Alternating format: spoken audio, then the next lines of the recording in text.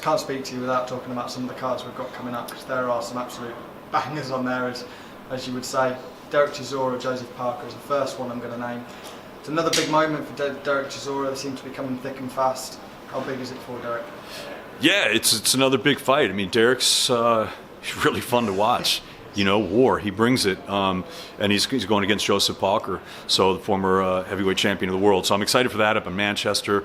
You know, next week we've got 2 fights. I'm going to be in Milan for the Turkey fight. We've also got Andrade and Williams in Miami, and then I'll be the next week in Barcelona, Spain for the Sandor Martin fight, and then of course, like you said, Joseph Parker and Dereck Chisora, which I'm really excited about. And I'm excited to get back up to Manchester. You know, we've been doing all these fights here at Wembley in London, which is great, and I love it. We're at the Copper Box, obviously, this Saturday. But it'll be great to go back up north and see the Manchester fans, and hopefully they'll be in attendance. I don't know what the scene will be for that, but I really am looking forward to that. And then, of course, it's on to Texas for Canelo and BJ Saunders. Does Billy Joe Saunders have a chance in that one? That's the big question, because no one's got that close with him. Well, I think anyone has a chance in boxing, especially a guy like BJ Saunders. He's a very tricky fighter, and he is also undefeated. So it's going to be an interesting fight. We'll see. We'll see what BJ Saunders turns up, and I'm excited to see kind of the festivities around fight week and how that turns out. You know, Canelo is kind of a real cool, calm customer. He's very respectful, and sometimes BJ Saunders can bring some of the excitement. So we'll see how it pans out. I'm interested to see how they mesh. You know, out of the ring and in the ring.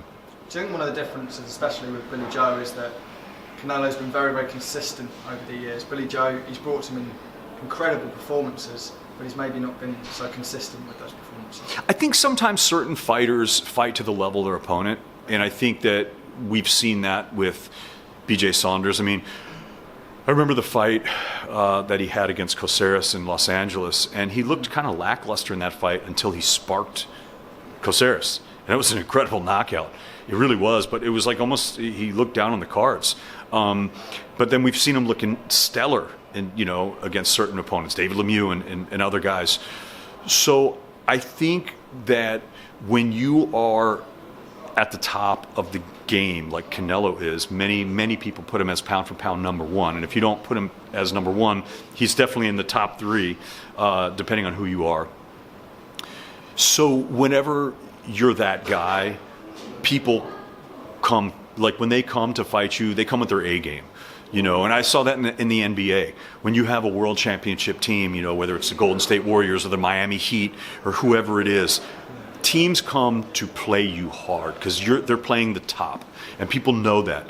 So there's going to be no stone unturned for BJ Saunders, and I think we're going to see the best. I hope we're going to see the best BJ Saunders against Canelo. And I don't know what's going to happen. It's going to be a very interesting fight, but he can be a very, very tricky fighter, and you have to think that they're going to come with some type of game plan. And I think a lot of times you see fighters come in with a very big-time fighter like that, like a Lomachenko or a Canelo, and they're a little bit starstruck. I don't think we're going to see that from BJ Saunders. I think he's going to go in there thinking he's going to win.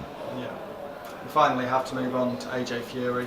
The clock is seemingly ticking. I think Sunday is the deadline they've got it on at the moment. How much would that fight mean to British fans and fans all over the world?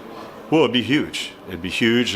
We all know that. It's the undisputed heavyweight championship of the world here in the UK. The title here in the UK. I don't know if the fight will be in the UK.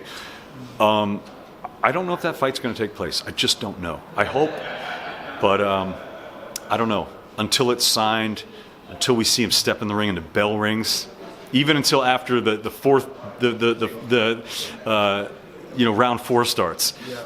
It's going to be hard to believe that the fight's actually happening. So I really want that fight to happen. I think it's one of the biggest fights in world boxing, hands down, no doubt about it. And I think it should happen. So I hope it does happen, definitely for the British fans and for the world fans. Is it, as a boxing fan as well, is that a fight that excites you as much as any other in the world scene at the moment? As much as any other in the world, 100%. Because I think that it's really easy for people to just say, oh, Tyson Fury's going to win this.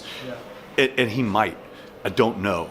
But the thing is, we're seeing different Joshuas, we're seeing different Furies. We don't know what's going to happen if the fight gets signed and when it comes down to the fight week, what kind of shape they're in, and on the night. So, there's a saying in American football, any given Sunday. Any team can win on any given Sunday. And in heavyweight boxing, one punch, man, can do it. And AJ has got a punch, as does Fury.